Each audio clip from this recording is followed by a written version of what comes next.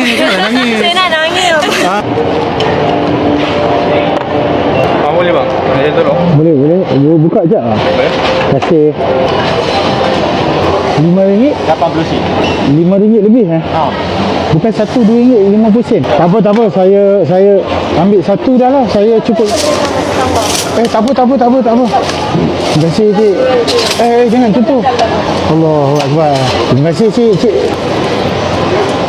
Kenapa awak belanja saya ni?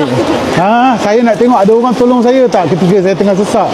Dan awak hari ni telah buktikan dengan awak tolong saya. Jom saya nak bagi hadiah. Mari duduk sini. Tapi kenapa awak tolong saya? Sebab saya kan macam mana, saya student. Oh, masih student lagi? Saya student lagi. Belajar apa ni? Saya pendidikan bimbingan dan kaunseling. Okey, dekat mana? UPM. Oh, UPM. Memandangkan Cik Nisa tolong saya bayar tadi tak dah lah tu. Saya offer duit, Cik Nisa tak nak ambil duit saya. Kita bagi hadiah. Tak boleh, kena bagi. Orang yang buat budi baik semua saya kena bagi hadiah. Sebab budi baik ni semua kita kena hargai. Ini hadiah saya untuk awak. Buka dan tengok Terima kasih banyak. Bukalah tengok. Mana tahu ada donat dalam tu. Boleh. Oh, dapat rantai. Ya Allah, bang. Saya bang. Tak apa, tak ada masalah. Tak cukup dengan tu disebabkan awak seorang yang sangat baik. Minta awak belajar elok. Awak student juga? Nak ambil. Apa? Ambil. Belajar elok. Teruskan buat baik. Ni, terima kasih bagi donat saya. Cuba fikir macam ni. Kalau tiba-tiba saya memang tengah lapar kan? Tengah lapar betul-betul. Lepas tak ada duit nak makan. Kalau tadi awak tak bayarkan, saya tak makan tu. Saya tak, sebab bila saya tengok abang tu, saya fikir macam saya pun pernah tak ada duit. Janganlah nangis. Saya nak nangis. Banyak sangat. Inilah rezeki nampak. Ingat jangan lupa selawat hari ni. Ya Allah. Allahumma salli wa sallim ala sayyidina Muhammad. Okey? Belajar elok Ya Allah, terima kasih. Buat baik guys, buat baik. Nampak Allah balas. Banyak. Ada TikTok tak? Dia ada ni.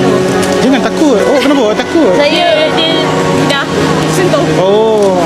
Tak, awak cuba bayang kalau tadi saya tak ada duit betul. Saya tak makan tu tadi. Terkejut saya. Awak kata tak apa abang, ni rezeki abang. Saya tak famous pun, tapi saya cuba tolong orang semampu saya. Tak apa, belajar elok Okey? Assalamualaikum. Amin ya Allah. Amin. Kami pun belajar tentang moral kan. So kami fikir kalau kita tak start bantu orang kan, bila lagi siapa lagi yang aku sampai. Subhanallah. Kadang kita terfikir untuk bantu. Kalau kita terfikir terniat, kenapa kita tak buat? Kita tolong orang yang betul hari ni. Saya setiap kali tolong orang mesti Allah dorongkan tolong orang yang betul. Saya pun tak tahu kenapa. Tapi seronok. Okey, belajar elok Terima kasih. Okey, baik. Terima kasih. Assalamualaikum. Kita tolong orang yang betul dan dia pula tolong kita pula. Masuk live saya, register lah. Korang tunggu apa lagi? So, kita jumpa Jumaat dan Sabtu ni. Cikgu Syahri out. Bye-bye.